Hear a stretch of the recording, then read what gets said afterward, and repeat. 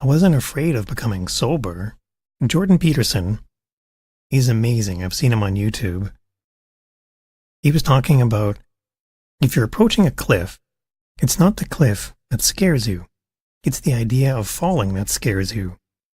And it's the fear of falling arrives in you before you arrive at the cliff.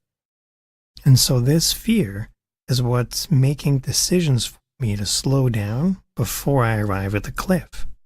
Choosing this life of sobriety wasn't scary for me. What was scary was coming up to the decision. I knew I wanted a clean and sober life, but I was too afraid of following through with it. I was afraid of who my identity would be without these things. I didn't believe I was going to have any level of substance as a person. What ended up happening, though, was the complete opposite. For so long, I didn't talk about my fears or my internal conflict or share my feelings with anybody. I didn't share any of my thoughts. I just stuffed them next to my emotions. And pretty soon, people noticed that something was up. If someone did ask me if I was okay, I would put up this wall, this facade, this mask. The scary part is that people would come to know my mask more than they would know me. Eventually, it would hit this crisis point. By not believing in myself, by not having a sense of certainty, by not being resilient, I'm more prone to make decisions that are within the comfort zone. I'm more prone to continually live and not go outside my comfort zone. This makes the chances of me making another bad decision really, really high. That's where the dangerous part comes in. Living in our comfort zone can have a very dangerous impact. What happens is, we believe as addicts that we can pick up right where we left off. If we consume 17 beers tonight, that we could do the same thing again tomorrow. But if we've had, say, 5 years of sobriety in between, our mind believes that we can still consume those 17 beers, but what's changed in that 5 years is our body. We're not 19 anymore. And as addicts, it's hard to distinguish that. The panic zone. Okay, so we've talked about the comfort zone, we've talked about the growth zone. Now we're going to be talking about the panic zone. For a normal person, the panic zone comes with feelings of overwhelm, high stress, and anxiety. Feelings of overwhelm can add to an already stressful situation. A stressful environment, it brings forward feelings of anxiety, and it can compound the stress. I went with a friend to Houston, Texas last year to go to the NASA Space Center. We even met a couple of astronauts, which was really awesome. Our tour guide talked about the training that astronauts go through.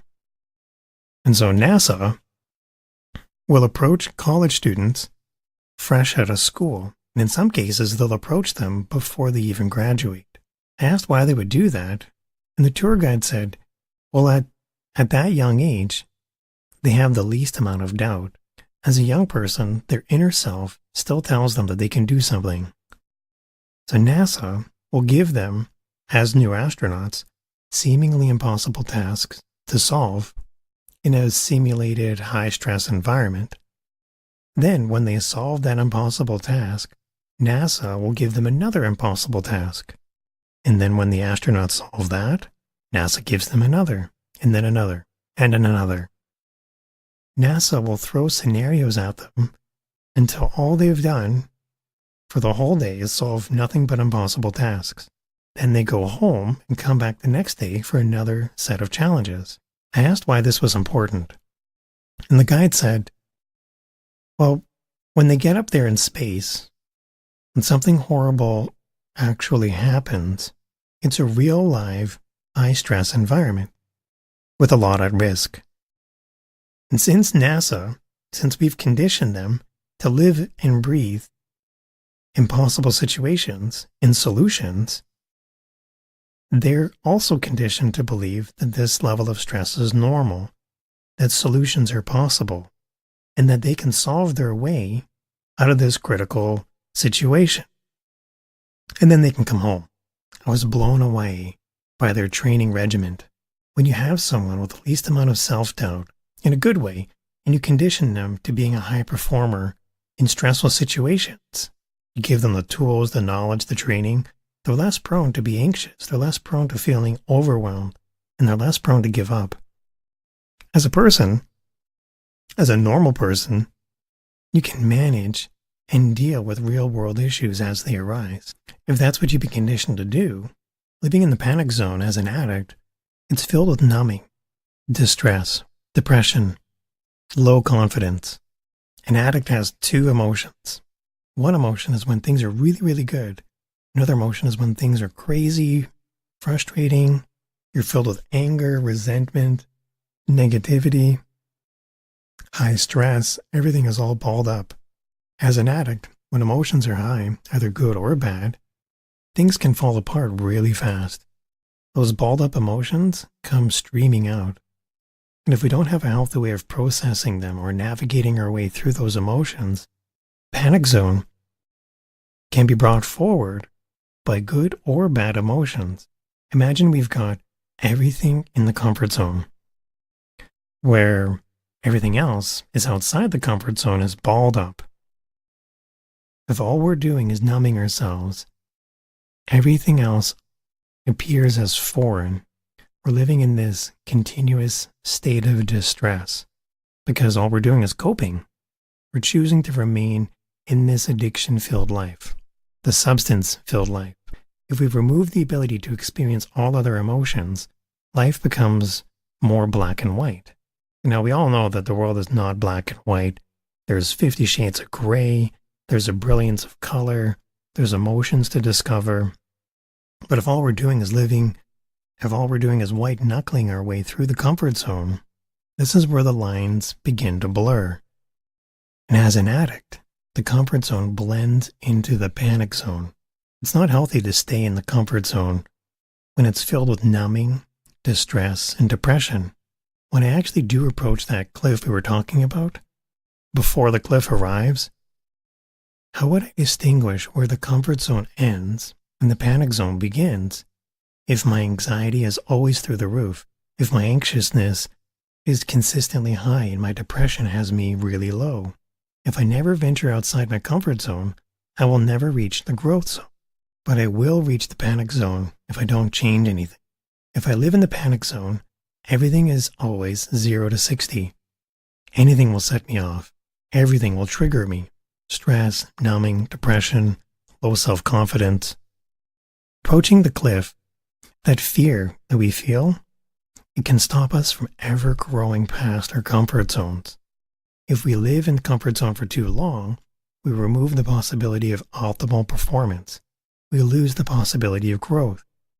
We cannot see past what we don't understand. We're not even open to the idea of learning. We have to believe that better life is out there, that we have to believe that the journey is worth it.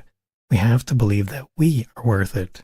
When we encourage growth outside of our comfort zone, challenges become transparent. And through radical transparency and through radical open-mindedness, we allow healthy conversations to be brought in. We become more flexible with our healthy conversations with others. Worthiness is a tricky thing. Internally, it's interesting because it's the same as self-worth. And how we get that sense of self-worth and value, it's individual. One thing that we share in AA meetings is, whatever brings us to those meetings is individual. But what makes us stay is the message. We talk about the idea of self-worth and that we add value. And we also discuss in the meetings that today is a good day, that today is a celebration. We celebrate that gratitude. We celebrate the community. Okay, in every episode we have a safety moment. And for today's safety moment, it's okay to not know the answer. It's okay to have questions. It's okay to break free from our comfort zones. It's okay to believe in the possibility of having an outstanding life. And it's okay to believe that the journey is worth the challenge. It's okay to believe that you are worth it. And that it's okay to find value in yourself. Thank you everyone for stopping by. Thank you for showing up. It really means a lot. I have a lot of fun with these shows. This is the first one I've done by audio. My name is Jason, and this is the Outstanding Life Show. I look forward to seeing you in the future.